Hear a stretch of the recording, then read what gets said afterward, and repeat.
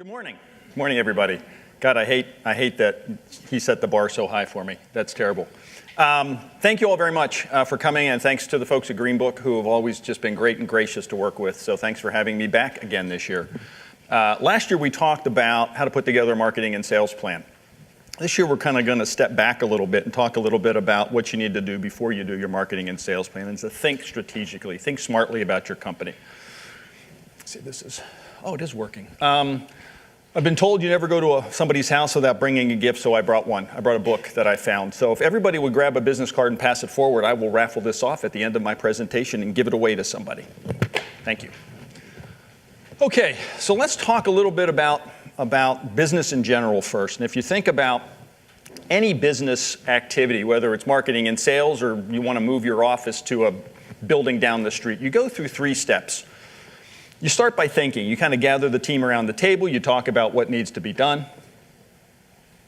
You can't hear me? Oh, let's take care of that. You get around the table, you vet ideas, you bounce them off of each other, you come up with the ideas that you want to do, and then you put together a plan of some kind. Whatever that's going to be, you decide timelines, deadlines, budgets, who's going to be responsible, and then finally you get to execution. One of the things that I see way too often in this industry is we tend to, for whatever reason, jump right into the do part. Some folks will put together a marketing and sales plan. Just pass them to the end. I will grab them, I promise. Yeah, that's fine. That's whatever works. We jump right to the end. We just think about doing things. And I think one of the problems with that, aside from the fact that you're not putting in the requisite thinking, and one of the causes of it is technology. This is something called the MarTech 5000. It is the logos of several thousand companies that produce technology related to marketing and sales. And no, you can't read it because there are so many companies. Let me zoom in just on social media. Those are all the companies that have some sort of technology related just to social media. And I think what happens, and that exacerbates this problem of jumping to the do, is, well, I don't need to think, I don't need to plan, let me just go buy some cool technology and we'll be fine. And while I'm no Luddite, I think technology is important, I don't think you start at the end. I think there still need to be steps before that. So that's what we're going to talk about today. So what is a strategy? I will define it this way. A strategy is a broad directional statement that explains or describes what you are going to do. Tactics are how you're going to do it. So advertising is a tactic that supports the strategy of building awareness. A strategy can have multiple tactics supporting it, and one tactic can support multiple strategies. So you sort of get this matrix thing, and we'll talk about that in a few minutes. But that's how I define, that's how I think about strategies. It's sort of that directional what we're going to do. There are some foundational strategies that you have to deal with. At least you should deal with them, that we all have to deal with. Every business has to deal with these from a marketing and sales perspective.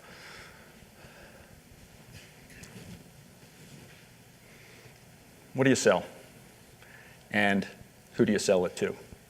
We're going to talk about this in a few minutes, about perhaps some different ways to think about that and to maybe get outside the box a little bit. But these are foundational questions you need to be clear on before you go to market. What's your position, your point of differentiation, your unique value proposition, your brand? The bottom line is, what do you want to be known for in the marketplace? What do you want clients and prospective clients to think of when they hear your name? And that is, to me, one of the most critical things, is how are you perceived in the marketplace? And then lastly, there are what I'll call the go-to-market strategies, your marketing and sales strategies. How do we build awareness in the markets that we serve? How do we generate and nurture sales leads? How do we convince a prospective client to do business with us the very first time? And how do we get them to keep coming back? You have to deal with all those foundational strategies every day, all the time. So one of the things I will encourage you to do, particularly given this time of year, it's the end of the year, thinking about 2018, is these are the kind of things you need to sit around the table and talk with your team about. How do you start the process? Well, you're researchers, do some research. And I feel a little stupid preaching to the choir about that, but I will give you a couple of tips that have worked well for us in working with our clients to help them uncover their marketing strategies. There's a couple of surveys I think you ought to do. If you may be doing these now, and I'm not talking about, post-project client satisfaction surveys. These would be more surveys kind of at a higher level. It would be interesting to ask your clients, again, particularly at this time of the year, what do we do right? What do we do wrong? Why did you hire us the very first time when you had other providers to choose from? What do we do that's unique, if anything, in the marketplace? And these wouldn't be the words. We know we're not the only provider to you. Who else are you using and why? It would be really interesting to know questions like that. The other survey would not be of your clients. It would be of your former clients. I'd ask them the same questions, and then I would add, so why'd you leave us? And who'd you leave us for and why? If you can get some feedback on those, it's going to help you round out your understanding of what's going on in your business environment. And really, to me, there's sort of three areas of the business environment. There's what's going on with your clients, there's what's going on inside your company, and there's what's going on with your competitors, the 3 C's, if you will. This is old school, but I'll tell you what, we have had huge success getting feedback from organizations when they do a SWOT analysis, strengths, weaknesses, opportunities, and threats. And this is not just an executive level opportunity. This ought to be done at all levels of your company, in all departments, particularly those employees that are client facing. I think it's a great way to get feedback and have somebody outside the company kind of gather the data so your employees feel comfortable giving bad information if they need to. When's the last time you went to your competitors' websites to see what they're doing? And I realize you're all kind of competitors to each other. But my guess is there are certain companies or certain firms that you bounce up against occasionally in competitive situations, or even just other firms that are similar in nature to you, similar size, similar services, serving similar markets. Just go online every once in a while and see what they're doing. The other thing to remember is your competitive landscape has changed. It's not just other research firms. All of the technology companies that are now going direct to your clients so that they can do their own research are now competitors to you. So it is another group of competitors you need to pay attention to. And lastly, a revenue analysis. And I realize, particularly if you're a manager of your company, that you're looking at your revenues in this month and revenue year to date. I'm going to suggest 3 other ways to look at your revenue to give you a more complete picture of your situation. One is, are you looking at revenue by service line? This kind of stuff's pretty easy to set up in QuickBooks and that kind of thing. It's interesting. Most of the clients that we've talked to are not looking at it by service line, nor are they looking at it by industry served. So if you serve multiple industries and really want to know kind of where your business is coming from, you might want to start tracking your revenue that way. The other one that we've done, and this one's really kind of interesting, is to look not just at this year or this year versus last year. Look at the last 5 years. Revenue by client for the last 5 years. And when you look at 2 years, you don't really see trends. You just see a point of comparison. When you look at 5 years, you begin to see trends up and down within certain clients. You get to see gaps of data where you thought maybe they had been doing business but really weren't. So it's an interesting analysis. And I'm sure you're all researchers. You have lots of other ideas. But as a way to get started, to start thinking about your company, to make some smart strategic decisions, this is a pretty easy way to get started. Who was I talking to? Oh, I was talking to Amy Sabin about this. Back in the old days, marketing strategy was about the 4 Ps, if any of you took marketing in college. Product, placement, pricing, promotion. And now it's the 7 Ps or the 8 Ps, whoever you listen to. I think there's some other ways to think about strategy. And this is hard because this is critical thinking. This isn't just, okay, I need to send out an email blast tomorrow, which is easy. This is hard stuff. So I want to give you a couple of tools, and if you have a handout, they're there if you want to take some notes on it. These are just ways that we've used, and actually a couple we haven't, but I found online that I thought were really interesting ways to think about strategy for your company. You all know the Ansoff matrix. It's really just a comparison. We talked about this on the foundational strategies of what you sell and who you sell to. What you sell now to your current group of targeted clients, let's call it your core business, your core growth. And most of your marketing efforts moving forward ought to be, I need to grow this business. This is what I do. I'll use an example. Let's say that you're a qualitative shop serving the pharmaceutical industry. So current clients, pharmaceutical companies, current products, qualitative research. Okay, that's my company, but I'm thinking I need to grow. So what are my options for growth? Well, one of the ways to think about is, all right, I'm qualitative. Who else can I sell to? And I like this model because it forces you to sort of compartmentalize your thinking about the ways you want to grow. Excuse me.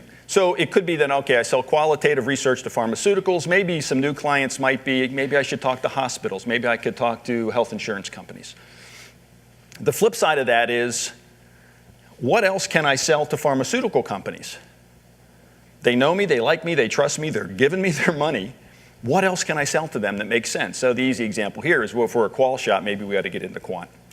But think about growing your business sort of in those other directional areas. Get outside the box a little bit. The last area is diversification, where you're just really getting off the reservation. And that's a little bit dangerous, might be an interesting opportunity. But in terms of kind of your prioritization, I would start with perhaps where you want to go and what else you want to sell. This is an interesting model. I'll be honest, I've not used this, but I found it and I said, this is a great way to think about things. And it really, as you can see, it kind of puts in an intersection what you're doing, what your competitor's doing, and what your clients need. And for the most part, we're always there. You and your competitors offer similar services to the same kind of clients, and so conceptually, this is where you're competing, in the bloody ocean, if you will. Conceptually, what you want to look for is that space there, where you have something that your clients need, but maybe your competitors don't or can't or don't want to spend the money to get into that space. And again, it's not an answer, but it is perhaps a way to think a little bit differently about what you need to do and help stimulate some conversation. We've all seen this, positioning maps, right? You take two parameters, in this case, price and quality, and you map yourself versus your competitors and where you think you lie. And then based on that, you can make some strategic decisions about how you want to compete against them moving forward. In this case, it's easy with automobiles. You know, high quality, high price Mercedes, low quality, low price Dacia, a brand I've never heard of, but okay. I'm not sure price and quality work particularly well in market research, so perhaps it's generalist and specialist versus large or small. Or maybe it's traditional and tech focus versus quant and qual. Again, there's no perfect solution here, but it's worth thinking about what those parameters might be, mapping out where you and your competitors fall, and seeing if that stimulates any ideas for moving forward. The last one is not really I don't have a graph. I have two questions I want you to think about asking. So imagine that you went and you did that homework, that research, the SWOT analysis, customer surveys, and you had conceptually this pile of data sitting on the table. You want to ask the data two questions. In all this data, are there any opportunities that are bubbling to the surface that we need to take advantage of? And when I say bubbling to the surface, I mean it's showing up sort of from multiple locations, so maybe it was mentioned in the SWOT analysis and in the surveys. And it's something you ought to consider. And one obvious example might be kind of a new thing, like social media research, let's say. Maybe it shows up a couple of times. Well, maybe social media research, if you're not doing it, is something you want to pursue. Maybe not, but at least consider it. Consider the opportunities. The flip side of that is, are there any problems that are bubbling up? Problems with you, with your competitors, with the market, with the industry, whatever it is, that if you solve those problems, you kind of put yourself in a pretty good position. And I'll give you some examples of that in a second. So think about, I like this. It's kind of simple, but if you ask the question and really analyze the information, it will point to some opportunities and some problems that can help you. Okay, a couple of real world examples. I used to be president of 2020 Research, and I was actually hired there before I was engaged there before I was hired there to do some marketing consulting with them to help them promote their Qualboard platform. It just wasn't gaining traction in the marketplace like they thought. So we did our research, and what we found was researchers didn't quite understand it, didn't understand what a bulletin board was, when to use it, what kind of projects, how it compared to traditional research. So the problem that we uncovered, back to our two questions, was a lack of understanding. Our strategy in response to that was, we need to educate the marketplace. It wasn't an issue of more sales, more marketing. It was about, let's educate the marketplace. And so we put in place, at the time, a webinar program. We started doing one webinar a month. By the time I left, 5 years later, we were doing 10 or 12 different topics every single month. And the business exploded, built a reputation. Hecklers for the front row, thank you for coming. So the strategy was a response to a problem that we saw in the marketplace. We solved the problem and business grew. Oh, wow. Hello. Let's go back real quick. Here we go. Boom, boom. Think Now Research, a boutique firm out in Los Angeles, specializes in Hispanic research. They wanted to be thought leaders. They wanted to be known as experts in Hispanic market research. So what they did, and they were in an interesting position, they had a Hispanic panel, and they would do omnibus studies for their clients. And they started throwing their own questions into the omnibus survey. And then they would take that data and they would report on it. And so in the summer, they would ask questions about back-to-school shopping. And in October, they would ask questions about Christmas shopping and things like that. What happened was, not only did they position themselves as expert in Hispanic market research, they actually went above that and positioned themselves as experts in the Hispanic marketplace. And they got invited to speak at conferences that had nothing to do with market research. So it was when you go back to some of those foundational strategies, one of them, once your position in the marketplace, they wanted to be positioned as thought leaders, and that's how they addressed it. Prince Market Research, a little small full-service shop in Nashville, Tennessee, Harpeth Marketing's first client. And you all may know Dan, he's been around forever. They were just a small little shop serving whoever they could do business with. Well, Dan, paying attention to an opportunity, realized that Nashville, Tennessee was quickly becoming the center of the for-profit healthcare world. And today there are literally hundreds and hundreds of companies. He decided he wanted to attack that healthcare market, so he spun off a division called Catalyst Healthcare Research in response to that market, and our market opportunity, and went so well he actually sold the company earlier this year. But there was somebody listening to the marketplace, seizing an opportunity and responding to it. We all know Focus Vision, used to be known for what? Recording and streaming focus group facilities. I think they recognized a problem in the marketplace, which was live focus groups are maybe not the long-term future. We need to be doing some other things. And so they acquired Revelation, they acquired Decipher and some other things, and now they are a much more full-service firm. And to me, that's kind of responding to a problem, but also looking at that product enhancement piece and saying, what else can we sell to all these people we've got great relationships with? And the last one, it's one that we talked to a lot of our clients about, and you may find yourself in this situation where you've got 2 or 3 or 4 clients that account for 40, 50, 60% of your business. You can't afford to lose any of them. So the response to that issue, that problem, is to develop key account strategies. What are the things that I can do for those 2 or 3 or 4 clients that are special and unique to them so that we not only keep their business, that it grows over time? So, okay, so you've done the homework, you've set your strategies. How are we doing on time? Now, excuse me, now what? Well, remember this process. Now we've done our thinking, now it's time to do planning. And no, we're not going to do the whole market planning thing. But I want to give you an intermediate step that will help you kind of set the stage for doing your marketing and sales plan. There's a little tool we've developed called a Strategy Tactics Worksheet, and I will email it to everybody. But it's really just sort of an idea of if these are the strategies that we want to focus on, start brainstorming of all the tactics that we can develop and to use to support those strategies. So let's say you decide, it's just an example, that these are the 3 things you want to focus on in 2018. We need to build awareness in the markets we serve. We need to generate some new sales leads, and we need to develop a position as a thought leader in the markets that we serve. Great, okay, now what can we do? So again, you're sitting around the table brainstorming on things to do. Here's some ideas. Well, maybe we should do some advertising. We'll talk about where and frequency later. We need to be more active on social media. We just don't have much of a presence. You know what, there's a couple of great conferences that serve the target markets that we are involved in. We probably need to exhibit. It's a great way to build awareness. And we need to be smarter with our search engine optimization. Again, just sort of brainstorming of things you can do. Well, this is where it starts to get interesting. In addition, so okay, that's what we're going to do for awareness building. What can we do for lead generation? Well, interestingly, exhibiting also helps to support lead generation. So we're back to this kind of definition of strategy and tactics of now one tactic is supporting multiple strategies. And in addition, maybe we want to produce a couple of ebooks. People can download them off of our website, and we'll generate some leads that way. Good stuff. Okay, now how do I position our firm as a thought leader? Well, ebooks do that, as does social media. If we produce ebooks, people will begin hopefully to think of us as thought leaders. And if we're smart in how we post and what we post on social, then we can be thought of as thought leaders. So again, this is just a bad example of a way to start thinking about strategies and tactics and how to bridge that gap from, okay, these are the strategies, how do we begin to develop the plan? One final comment. This is hard stuff. tactical stuff, while it might be tedious and time consuming, isn't all that hard. If you want to send out an email, if you want to write a blog post, just go do it. This is hard stuff because it requires critical thinking.